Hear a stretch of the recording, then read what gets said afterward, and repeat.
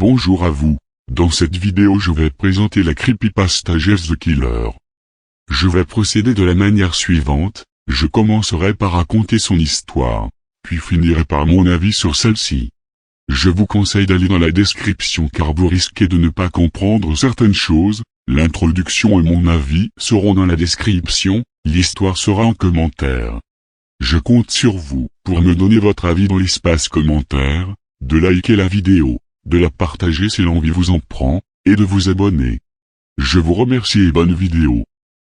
L'histoire de Jeff the Killer commence le jour où ses parents et son frère emménagèrent dans un nouveau quartier. La voisine d'en face vint leur souhaiter la bienvenue et les invita à l'anniversaire de son fils. Quelques jours après que la famille s'était complètement installée, Jeff et Lou attendaient patiemment le bus près d'un arrêt. Un trio de garçons à peine plus âgés vint les raqueter. Jeff, qui sentit une violente pulsion au creux de son ventre, les blessa tous les trois, et finit par fuir pour ne pas être blâmé. Quelque temps après, la police frappa à sa porte. Il voulait que Jeff les suive, mais au dernier moment, Lou apparut pour prendre la place de son frère. Pour prouver aux policiers que c'était lui qui avait agressé les jeunes enfants, il montra son bras, couvert de coupures et de bleu. Les policiers embarquèrent Lou sous les yeux de Jeff. 2-3 jours plus tard, sa mère vint le chercher dans sa chambre, pour lui rappeler qu'aujourd'hui était l'anniversaire du voisin. Jeff, qui était tombé dans un état de semi-dépression, eut du mal à accepter l'invitation, mais sa mère le força. Il se vêtit d'un sweat blanc à capuche et d'un pantalon noir. Ils allèrent chez la voisine, pour fêter l'anniversaire. Tout avait l'air de bien se passer. Jeff, qui oubliait ses peines, jouait avec les enfants quand tout à coup, le trio de garçons revint à l'attaque. Ils avaient trouvé un moyen, pour entrer dans le jardin, ils frappèrent Jeff. Un violent combat s'ensuivit, les gamins, qui étaient armés, malmenèrent Jeff. Le combat continuait dans la cuisine. Jeff, toujours à terre, reçut une bouteille sur la tête, un des gamins l'avait fracassé sur celle-ci. De nouveau la violente pulsion apparut, plus forte qu'avant. Il comprit, il devait tuer. Il réussit à se relever trempé de la tête aux pieds avec une odeur d'alcool émanant de lui. Jeff poussa le petit garçon par terre, prit un bout de verre assez gros, puis le planta à plusieurs reprises dans le corps du gamin. Quand celui-ci rendit son dernier souffle, Jeff vit que les deux autres enfants étaient à ses trousses. Ils braquèrent leurs armes sur Jeff et commencèrent à tirer dans tous les sens. Il montit les escaliers et se rendirent dans la salle de bain. Il décrocha le porte-serviette puis asséna un coup au premier gamin, ce qui eut pour effet de le mettre à terre.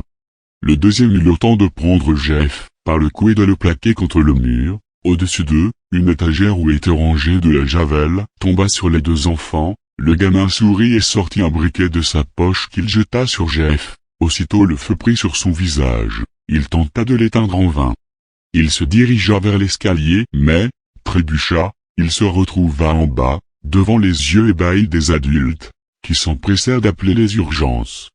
2-3 jours plus tard, Jeff se réveilla. Il ne voyait rien à cause de multiples couches de bandages placées autour de sa tête. Il ne savait pas où il était ni même comment il s'était retrouvé là. Il tenta de se redresser mais, une violente douleur lui saisit le dos. Une voix lui intimant l'ordre de rester couché apparut, cela devait être une infirmière. Sa famille lui rendit souvent visite pour prendre de ses nouvelles. La police avait libéré Lou après que certains enfants affirment avoir vu 3 gamins les attaquer à l'arrêt de bus.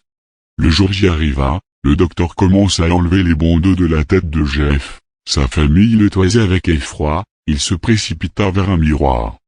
Sa peau était d'un blanc incolore, aussi dur que du cuir. Ses cheveux quant à eux étaient devenus noirs comme du charbon. Il se mit à rire, mais un rire que seul un fou furieux était capable d'avoir. Jeff n'arrêtait pas de répéter qu'il était beau et que c'était parfait. Sa mère inquiète demanda au docteur si son fils allait bien. Le docteur répondit calmement que c'était normal, que Jeff eut juste une grande quantité d'analgésique.